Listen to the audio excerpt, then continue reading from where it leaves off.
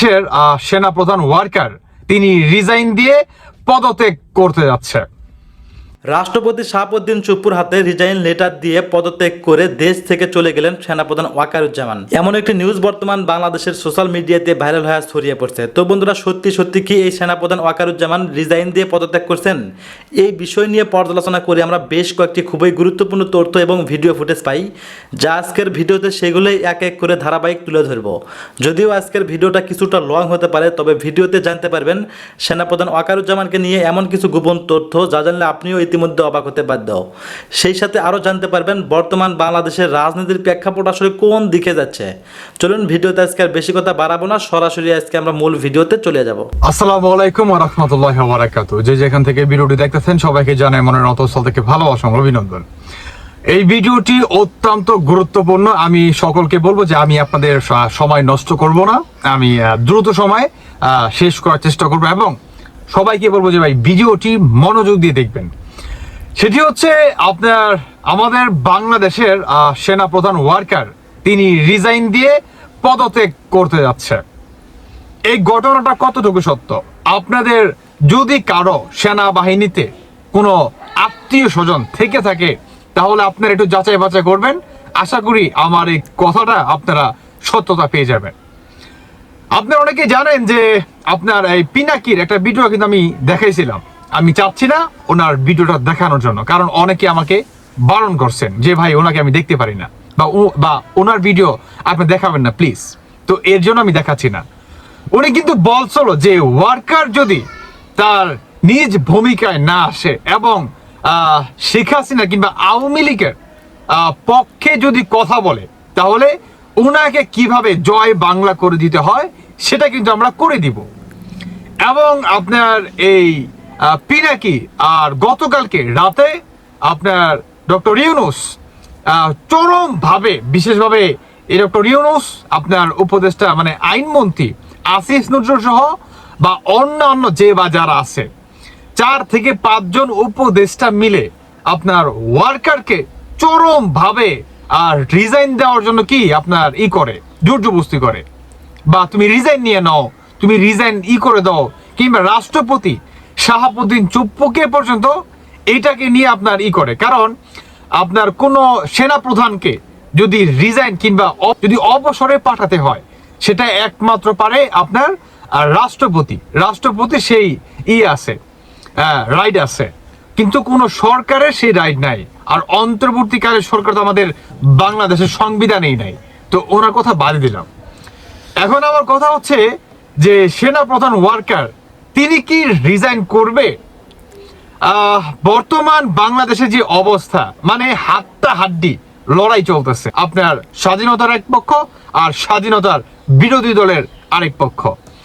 এই পিনাকি আর এই জঙ্গিবাদীরা এই ওয়ার্কারকে সরানোর জন্য বর্তমান চরম ভাবে এরা চেষ্টা চালাচ্ছে।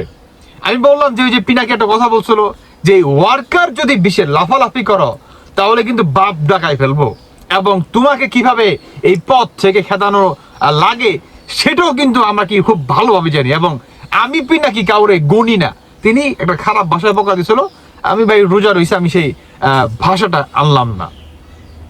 এখন কথা হচ্ছে মিস্টার ওয়ার্কার প্রতি শ্রদ্ধা এবং ভালোবাসা রেখে একটা কথা বলি।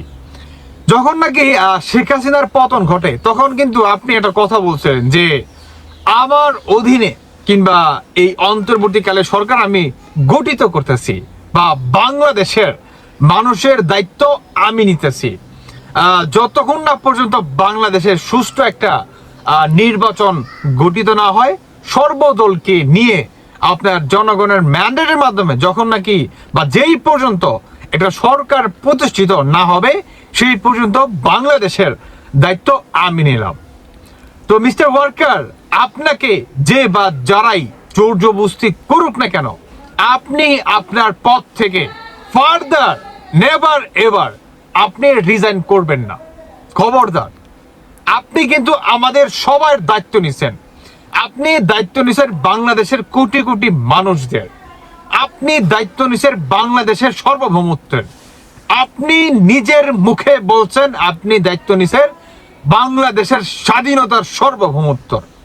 এবং আপনি কখনোই এই সুৎখুর ইউনূস কিংবা এই জঙ্গিবাদীদের তারা যতই আপনাকে জোর জবরদস্তি করুক না কেন পদত্যাগের জন্য, আপনি পদত্যাগ করতে পারেন না। বিকজ আপনি বাংলাদেশের সার্বভৌমত্বর আপনার দায়িত্ব নিছেন এবং আমাদের কাছে ওয়াদা করছেন আপনি যে যতক্ষণ না পর্যন্ত জনগণের ম্যান্ডেটের মাধ্যমে কোনো সরকার বাংলাদেশে যেই পর্যন্ত প্রতিষ্ঠিত না হবে সেই পর্যন্ত আপনি আপনার বেড়াকে আপনি ফিরে যাবেন না, এবং যতক্ষণ না পর্যন্ত না আসে সম্পূর্ণ দায়িত্ব বা দায়ভার আপনার। এটা কিন্তু আপনি জাতির সামনে কিন্তু বক্তব্য রাখছেন যখন নাকি 5ই আগস্ট শেখ হাসিনা ভারতে চলে যায় এবং 7ই আগস্ট কিংবা 6ই আগস্ট আপনি জাতির উদ্দেশ্যে কিন্তু সেই ভাষণে কিন্তু আপনি কথা বলেন। অতএব আপনি আপনার পদ থেকে কখনোই পদত্যাগ করবেন না, তাহলে জাতির সাথে আপনি বেইমানি করবেন এবং আপনি ভুলে যাবেন না একদিন না একদিন এই বাংলার মাটিতে মিস্টার ওয়াকার আপনারও কিন্তু বিচার হবে। তাই আমি বলবো জনগণ যাতে আপনাকে ঠিক শহীদ প্রেসিডেন্ট জিয়ার মতো মনে করে আপনি সেই ভূমিকা পালন করেন। আপনি একজন সেনা প্রধান, আমার বুঝে আসে না এই সুৎখুর ইউনূস কিংবা এই অবৈধ অন্তর্বর্তীকালে যে যারা আছে এরা আপনাকে কিভাবে মানে রিজাইন দেওয়ার জন্য কিংবা পদত্যাগ করার জন্য আপনাকে এইভাবে প্রতিনিয়ত চাপ সৃষ্টি করে, আমার বুঝে আসে না। আপনি কি করতেছেন বলেন? আপনি একজন দেশের সেনা প্রধান, আপনাকে কখনোই এই বহির্বিশ্বে থেকে এই জঙ্গিবাদীরা প্রতিনিয়ত আপনাকে পদত্যাগের জন্য এইভাবে হ্যারাসমেন্ট করবে এবং আপনার এগেনস্টে এইভাবে মনে করেন তারা প্রতিটি পদক্ষেপ নিয়ে যাবে আর আপনি চুপ করে থাকবেন এবং মধ্যরাতে আপনাকে ডেকে নিয়ে রিজাইন করার জন্য রিজাইন পেপার আপনার টেবিলের সামনে দিয়ে দিবে যে আপনি পদত্যাগ করেন। আপনাকে প্রতিনিয়ত চারপাশ থেকে ঘিরে আপনাকে পদত্যাগ করার জন্য সেই করবে, হ্যারাসমেন্ট করবে। এটা হতে দেওয়া যাবে না। মনে রাখবেন আপনি যখন রিজাইন লেটারে সিগনেচার করবেন বা সাইন করবেন তখন আপনাকে বা তার আগে আপনাকে 100 বার চিন্তা করতে হবে যে আপনি বাংলাদেশের জাতির সাথে আপনি ওয়াদা করছেন যে যেই পর্যন্ত বাংলাদেশে কোনো নির্ধারিত কোনো সরকার প্রতিষ্ঠিত না হবে জনগণের ম্যান্ডেটের মাধ্যমে সেই পর্যন্ত সকল কিছুর দায়িত্ব বা দায়ভার আপনার। অতএব আপনি আপনার কথা থেকে কখনোই নড়চড় হতে পারবেন না বা আমরা সেটাকে হতে দেব না। আর যদি বা আপনি নড়চড় হয়ে যায় বা আপনি রিজাইন করে ফেলেন তাহলে মাথায় রাখবেন এই বাংলাদেশে যেমনটা বিচার হবে এই জঙ্গিবাদীদের এই অন্তর্বর্তীকালের ঠিক তেমন ভাবে বিচার কিন্তু আপনারও ওয়ার্কার এই বিচারের মুখোমুখি কিন্তু হতে হবে। এটা কিন্তু আপনি ভুলে যাবেন না, কারণ আপনি বাংলাদেশের সার্বভৌমত্ব স্বাধীনতার সার্বভৌমত্ব বা বাঙালিত্বর আপনি ওয়াদা করছেন যে আপনি সবাইকে রক্ষা করবেন। তাই আপনাকে যে বা যারা হ্যারাসমেন্ট করবে পদত্যাগের জন্য তাদেরকে বলতে চাই বা তাদের উদ্দেশ্যে আপনাকে কঠিনভাবে জবাবদিহিতা করতে হবে, কঠিনভাবে আপনাকে এদেরকে সাহায্য করতে হবে। আমারও বুঝে আসে না এই অন্তর্বর্তীকালের সরকারের কত বড় কলিজা মধ্যরাতে আপনার এই ওয়ার্কারকে মানে বাংলাদেশের সেনা প্রধানকে ডেকে নিয়ে তাকে পদত্যাগ করানোর জন্য প্রতিনিয়ত তাকে হ্যারাসমেন্ট করে। ভাবতে পারেন এরা কত বড় জঙ্গি। এরা বর্তমান বা এদের টার্গেট হচ্ছে বাংলাদেশের বা বাঙালি যে সার্বভৌমত্ব বা স্বাধীনতার যে সার্বভৌমত্ব এটাকে তারা কি আপনার বাংলাদেশের মাটি থেকে উপরে ফেলে দিতে চায়। কিন্তু এখন তারা প্রতিনিয়ত ব্যর্থ হচ্ছে, কারণ হচ্ছে তাদের পথের কাটা হচ্ছে প্রধান আপনার বাংলাদেশের সেনাপ্রধান, দ্বিতীয়ত আমাদের বাংলাদেশের রাষ্ট্রপতি শাহাবুদ্দিন চুপ্পু এবং তৃতীয়ত এই বিএনপি। এই তিনটাকে বা এই দুইটাকে বিশেষভাবে বাংলাদেশের সেনাপ্রধান আর হচ্ছে শাহাবুদ্দিন চুপ্পু রাষ্ট্রপতি, এই দুইটাকে যখন নাকি উপরে ফেলে দিতে পারবে মনে রাখবেন বিএনপিকে 1-2 ভিতরে টুকা দিয়ে মনে করেন আপনার ফেলে দিবে এরা। তাই এদের বর্তমান মূল উদ্দেশ্য হচ্ছে সেনাপ্রধানকে সবার আগে আপনার এখান থেকে সরাই ফেলবো এবং তারপরে অটোমেটিক যখন নাকি আমাদের এই বাংলাদেশের সরকারে কোনো আওয়ামী লীগ কিংবা স্বাধীনতার কোনো দল থাকবে না, ঠিক তখন শাহাবুদ্দিন চুপ্পু তিনি অসহায় হয়ে যাবে।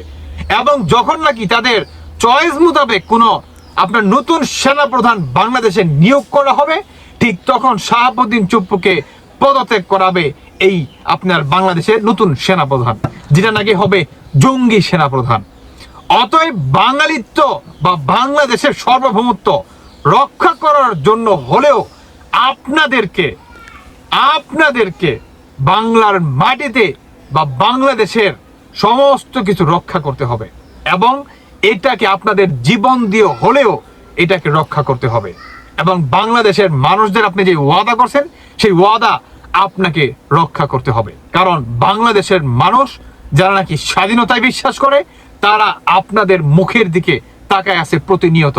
বলে যাবেন না বাংলাদেশের সার্বভৌমত্ব বা বাঙালিত্ব, স্বাধীনতা, সার্বভৌমত্ব রক্ষা করার জন্য ওয়াদা করেছেন জনগণের কাছে। তাই আপনাদের ওয়াদা থেকে আপনারা কখনোই নড়চড় করতে পারেন না, তাহলে মীর জাফরের খাতায় কিন্তু আপনাদেরও নাম উঠে আসবে। তখন জনগণ এটা বুঝবে না যে আপনাকে কে বা কারা আপনাকে জোর জবরদস্তি করে পদত্যাগ করেছে, কারণ আপনি একজন বাংলাদেশের সেনাপ্রধান। আপনাকে এই অবৈধ সরকার জোর জবরদস্তি করবে আর আপনি এদের ভয়ে রিজাইন নিয়ে চলে যাবেন, এটা কখনোই সেনাপ্রধানের ভূমিকা হতে পারে না। আশা করি আপনি বুঝতে পারবেন এবং আমাদের বাংলাদেশের সার্বভৌমত্ব রক্ষা ক্ষেত্রে আপনি আপনার অবস্থানটা বা আরো শক্তভাবে আপনি প্রতিনিয়ত এদের বিরুদ্ধে পদক্ষেপ নেবেন। যদি না নেন তাহলে আপনার অবস্থা করুণ হয়ে যাবে এবং বাংলাদেশের অবস্থা করুণ হয়ে যাবে।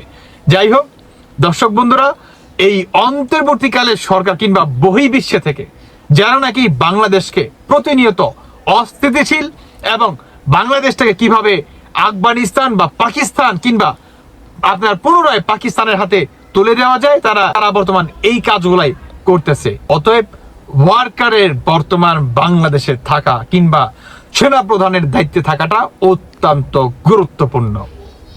বুঝতে পারেন এরা বর্তমান কত বড় জঙ্গি হয়ে গেছে।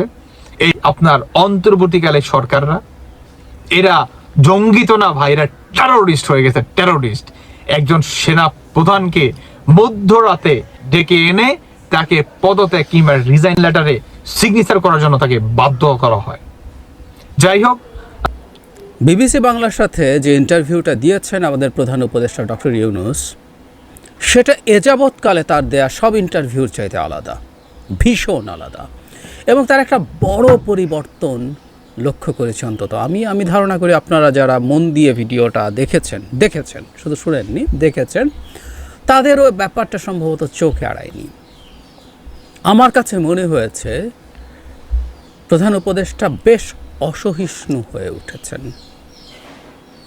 শুধু তাই না, তার মধ্যে খুব টিপিক্যাল কতগুলো রাজনীতিবিদের চরিত্র কিছুটা হলেও দেখা গেছে। অবশ্যই আমাদের দেশের টিপিক্যাল রাজনীতিবিদদের ওই যতটা আছে সেই এক্সটেন্ট বা ইন্টেন্সিটিতে না, কিন্তু কিছু কিছু লক্ষণ আমার চোখে পড়েছে। এবং আরেকটা ব্যাপার জরুরি, দুজন ব্যক্তির প্রতি তাকে বিরক্ত মনে হলো। একজন হচ্ছে জনাব তারেক রহমান এবং আরেকজন হচ্ছে আমাদের সেনাপ্রধান জেনারেল ওয়াকারুজ্জামান। এই সব কিছু নিয়ে কথা বলতে চাই এবং তার এই ইন্টারভিউতে আরও কিছু ইস্যু নিয়ে কথা বলেছেন, সেগুলোও বলতে চাই। প্রথম যেগুলো আমার কাছে একটু লেস ইম্পর্ট্যান্ট সেগুলো একটু নিয়ে কথা বলি। তিনি খুব মানে তার সরকার বিদেশিদের আস্থা অর্জন করেছে বেশ লম্বা সময় ধরে। অনেকগুলো বাক্য দিয়ে তিনি এই জিনিসটা অ্যাস্টাবলিশ করতে চেয়েছেন, খুবই ইন্টারেস্টিং। তারপর দেশের আস্থার কথা, দেশের মানুষেরও তার প্রতি আস্থার কথা বা তার সরকারের প্রতি আস্থার কথা ইন্টারভিউয়ার আনেন, কিন্তু বিদেশিরা কতটা তাকে এন্ডোর্স করছে, কতটা আস্থা রাখছে, কতটা সাহায্য করছে, তিনি সেটাকে খুব জোর গলায় বলেছেন, খুবই জোর গলায় বলেছেন। তারপরে সরকারের নিরপেক্ষতা নিয়ে প্রশ্ন এসছে, সেটা নিয়ে আমার কাছে মনে হলো যে তিনি প্রত্যেকটা জবাব, আপনারা খুব মন দিয়ে দেখবেন ভিডিওটা, তিনি খুব সহিষ্ণুভাবে জবাব দিয়েছেন তা না, কারণ সরকারের যে নতুন দল তৈরি হচ্ছে তার পেছনে সরকার আছে কি না এই প্রশ্ন যখন উঠেছে, এটা ইনফ্যাক্ট জনাব তারেক রহমানেরও একটা কথা রেফারেন্সে আসছে। আমি যেহেতু বলছি যে বেশি গুরুত্বপূর্ণ জায়গাগুলো আমি পরে কথা বলছি, সেই কারণে এটা পরে বলবো। কিন্তু সরকারের যে নিরপেক্ষতা আছে সেটা তিনি মানে নিরপেক্ষতা প্রশ্নের মুখে পড়ছে, বিশেষ করে রাজনৈতিক দলের সাথে সরকারের কোনো সম্পর্ক আছে কি না সেটার কিন্তু খুব শক্তভাবে ডিনাউন্স করেছেন। যেটা আমাদের আসলে স্মরণ রাখা দরকার যে জনাব নাহিদ ইসলাম যখন তার পদ ছেড়ে দলে গেছেন তিনি সেটাকে উল্লেখ করেছেন যে কেউ প্রাইভেট সিটিজেন হয়ে দল করতেই পারে, কিন্তু আসলে ব্যাপারগুলো এত সরল না।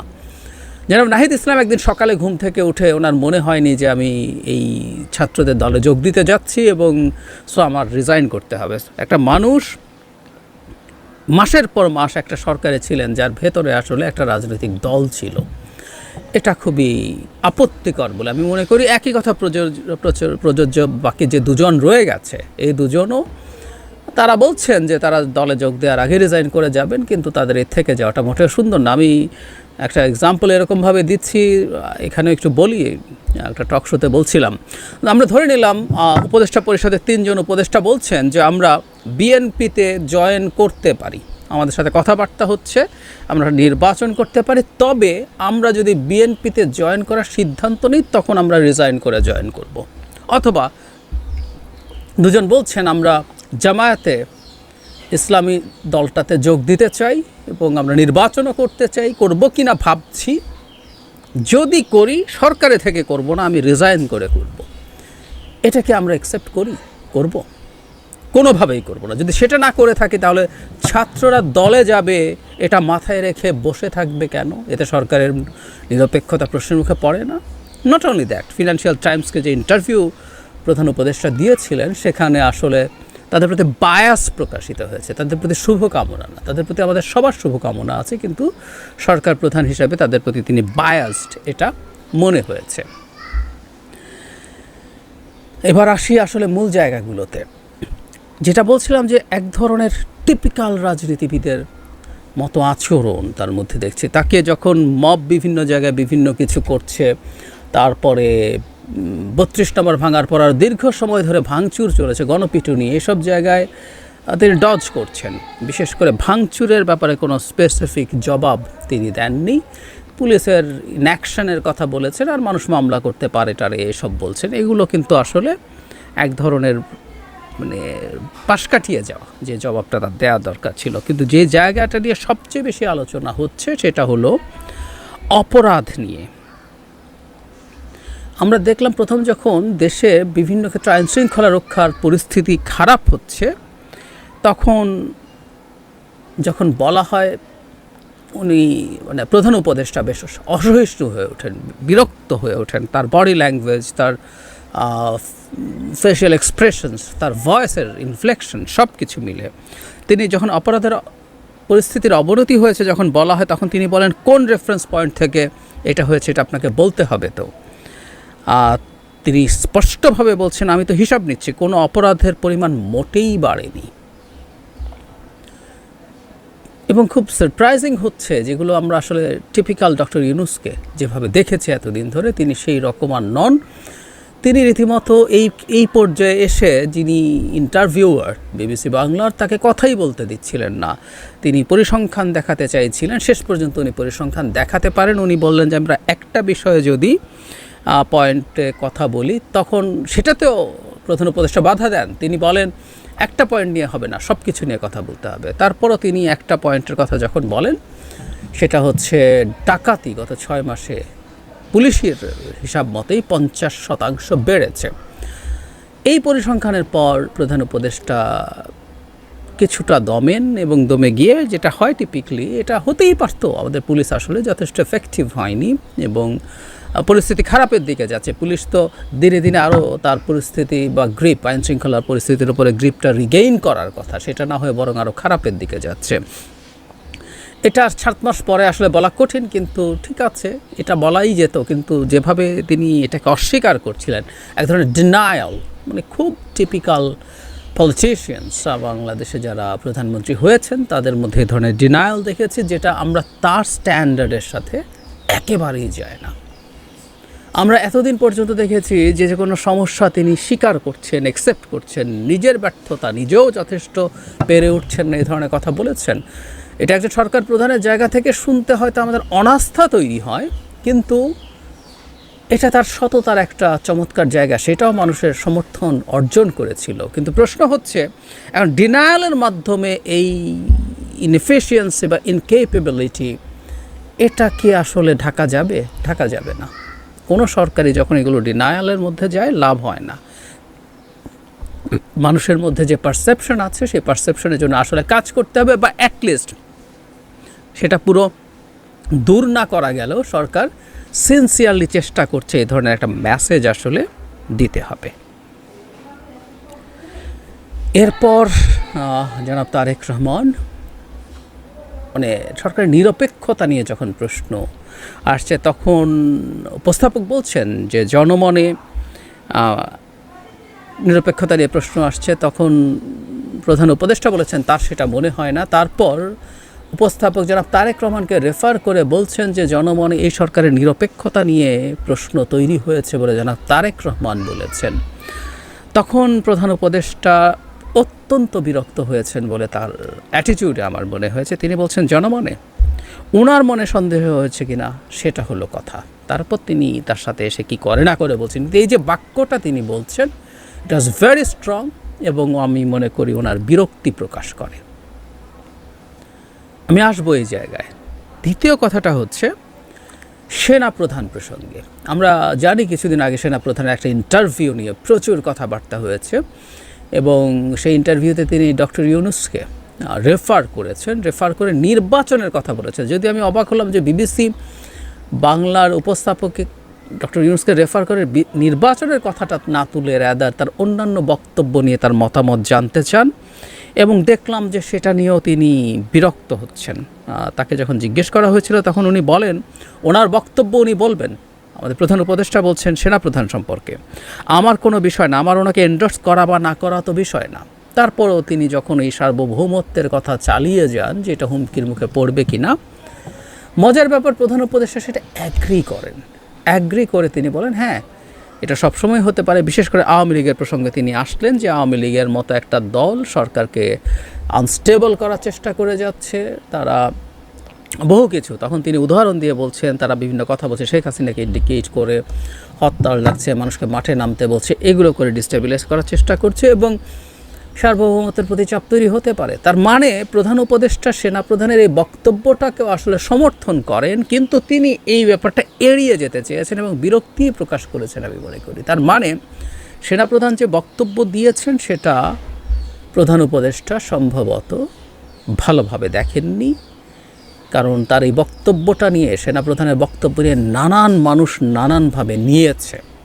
কেউ তার এটাকে তার অনেক বেশি স্পর্ধা হিসাবে নিয়েছে, এবং তিনি যেভাবে তার বক্তব্যের মধ্যে ডক্টর ইউনূস বলেছেন সেটাকে ধরেই অনেকে এক ধরনের আনুগত্যহীনতা বোঝানোর চেষ্টা করেছেন। আমি জানি না প্রথমে আমাদের প্রধান উপদেষ্টা কীভাবে নিয়েছেন, কিন্তু যখন প্রচুর মানুষ, তার আশপাশের প্রচুর মানুষ, তার পছন্দের অনেক মানুষ যদি এইভাবে তাকে এটাকে প্রেজেন্ট করে, সেই ক্ষেত্রে তিনি সেটা হয়েও থাকতে পারে। একটা কথা আমাদের একটু মনে রাখা দরকার, আমরা মানে ওই চেয়ারটায় যিনি বসছেন তিনি খুবই টলারেন্ট আচরণ করবেন, এবং গণতান্ত্রিকভাবে ভোটে নির্বাচিত না হলেও অসাধারণ গণতান্ত্রিক মানসিকতার পরিচয় দিচ্ছিলেন আমাদের প্রধান উপদেষ্টা। তার মধ্যে চমৎকার সহনশীলতা ছিল, এবং সহনশীলতাটা থাকতে হয়। কিন্তু প্রশ্ন হচ্ছে হঠাৎ করে কেন তিনি এমন আচরণ করছেন। আমার কাছে প্রথম কারণ যেটা মনে হয় সেটা হচ্ছে সরকারের হানিমুন শেষ হয়ে আসলে সরকার এখন যথেষ্ট সমালোচনার মুখে পড়ছে।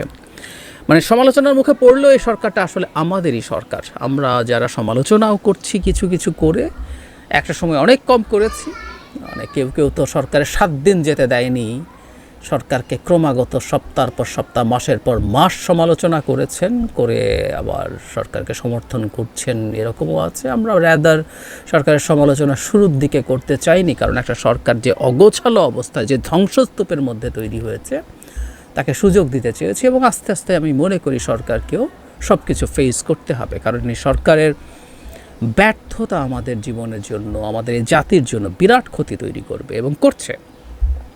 সো সমালোচনার পরিমাণ বাড়ছে আস্তে আস্তে, এটা খুব স্বাভাবিক। যে সরকারের বয়স 7 মাস তাকে আর হানিমুনে থাকা সরকার বলা যাবে না, এবং যে সরকার যতই বলুক না কেন যে ধ্বংসস্তূপ, তার মধ্যে আসলে কতটা সুস্থ বা সব ঠিক হয়ে গেছে সেটা না, কতটুকু উন্নতি হয়েছে মানুষ সেটা দেখতে চাইবে। আইনশৃঙ্খলা পরিস্থিতি যদি পুলিশ একেবারে ভেঙে পড়া অবস্থা চাইতে 7 মাস পর বেশি খারাপ হয়, সেটার সাথে তুলনা করে মানুষ খুব স্বাভাবিকভাবেই প্রশ্ন করবে। সো আমি মনে করি যে সমালোচনা আস্তে আস্তে সরকারকে চাপে ফেলছে, এবং এই চাপে পড়ারই এক ধরনের বহিঃপ্রকাশ এখানে হয়েছে।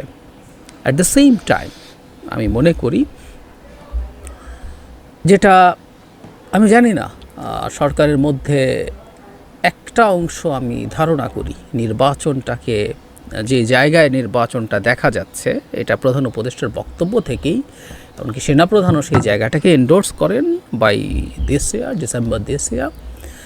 এটা নিয়ে অসন্তোষ যদি থেকে থাকে, কেউ কেউ যাবতীয় সব কর্মকাণ্ডকে, নির্বাচন চাওয়ার কর্মকাণ্ডকে, সরকারের নিরপেক্ষতা নিয়ে যে আলোচনা আছে সেই সবগুলোকে তার কাছে মিসইন্টারপ্রেট করা হয়েছে, বা তিনি মানে এটা কেউ বলবেনই যে তিনি অত্যন্ত জ্ঞানী, বিচক্ষণ, বুদ্ধিমান মানুষ, তিনি মিসইন্টারপ্রিটেশন যদি কেউ তার সামনে করেও তিনি সেটা গ্রহণ করবেন কেন? তার মানে তার মধ্যে এই ধরনের একটা পরিস্থিতি তৈরি হয়ে থাকতে পারে। এটাও খুবই অ্যালার্মিং আমি মনে করি। তার চাইতে জরুরি কথা, একটা গণতান্ত্রিক ব্যবস্থায় নানান মানুষ নানানভাবে কথা বলবে, এবং সবচেয়ে ভালো হয় যেটা উনি এতদিন দেখিয়েছেন, তিনি চমৎকার টলারেন্ট আচরণ করেছেন। তিনি সেটা যদি ধরে রাখতে পারেন, সেটা তার ধরে রাখা উচিতই হবে। একটা রাজনৈতিক দলের প্রধান, আমি তাত্ত্বিকভাবে বলছি, আমি জনাব তারেক রহমান যে নিরপেক্ষতা প্রশ্নবিদ্ধ হয়েছে বলছেন, আমি এটা খুব স্ট্রংলি এন্ডোর্স করি। সরকার আসলেই তার নিজের নিরপেক্ষতাকে প্রশ্নবিদ্ধ করছে, তার খুব ভুল এবং বোকা স্টেপের কারণে, অথবা আই ডোন্ট নো তার কোনো ভেস্টেড ইন্টারেস্ট আছে কিনা সেটার কারণে, কিন্তু এটা প্রশ্নবিদ্ধ হয়েছে বলে আমি মনে করি, আমার কাছেও তাই। কিন্তু এটা যদি ভুলও হয়ে থাকে, সেটাকে এভাবে রেসপন্ড না করা, এই টোনে রেসপন্ড না করা সবচেয়ে ভালো। একটা গণতান্ত্রিক ব্যবস্থায় প্রত্যেকটা দল তার নানান রকম ইন্টারেস্ট থাকে, সে কীভাবে নির্বাচনটাকে দেখতে চায়, কখন নির্বাচন দেখতে চায়, কোন নির্বাচনটা আগে চায়, কোনটা পরে চায়, তার ইন্টারেস্ট আছে। নানানজন নানানভাবে সেটা বলবে, সেটা সরকারের সাথে চিন্তাগত ডিফারেন্স তৈরি হতেই পারে। সেই জায়গায় এ ধরনের আচরণ মানে আমার কাছে সঠিক মনে হয়। বারবার আবার একটা কথাও বলি, সব সময় ছাত্রদের দল সম্পর্কে বলছিলাম, মানুষ আসলে অন্যজনের সাথে তুলনা করবে না। আমাদের ডক্টর ইউনূসকে কেউ নিশ্চয়ই শেখ হাসিনার সাথে তুলনা করবে না। ডক্টর ইউনূসকে তুলনা করবে যে স্ট্যান্ডার্ড তিনি নিজের জন্য তৈরি করেছিলেন, সেটা সাথে তুলনা করবে। এখন আমি জানি না তার কোনো সকল শুভানুধ্যায়ী তাকে এই বুদ্ধি দিয়েছে কি না। বিশেষ করে মিস্টার নুরুল কবিরের সাথে তিনি যে ইন্টারভিউ দিয়েছেন, তাতে তিনি অনেক রকম ভুলভ্রান্তি স্বীকার করেছেন, অনেক রকম দুর্বলতার কথা স্বীকার করেছেন। কেউ কেউ তাকে এই বুদ্ধি দিয়েছে কিনা যে সব দুর্বলতা স্বীকার করে আদতে সরকারকে তিনি বিপদে ফেলছেন, তাই তাকে ডিনায়ালে যেতে হবে, শক্ত কথা বলতে হবে, এই বুদ্ধি তাকে কেউ দিয়েছে কিনা জানি না, বা তার নিজের এই ধরনের রিয়েলাইজেশন হয়েছে কিনা তাও জানি না। যেটাই হোক না কেন, এটা ভুল সিদ্ধান্ত, ভুল চিন্তা। ব্যর্থতা বা দুর্বলতার চিকিৎসা বা ঔষধ হচ্ছে সেটা কার্যকরভাবে ঠিক করে আনা। ডিনায়াল বা মানে অসহিষ্ণুতা দেখিয়ে সেটা আসলে ধামাচাপা দেওয়া যায় না, বরং একটা বাজে ব্র্যান্ডিং তৈরি হতে পারে। আমরা কোনোভাবেই চাই না সারা পৃথিবীর কাছে অত্যন্ত রেসপেক্টেড এই মানুষটা এই আর অল্প কিছুদিন তার দায়িত্ব আছে, এই সময় এসে নিজকে আর কোনোভাবে বিতর্কিত করুক।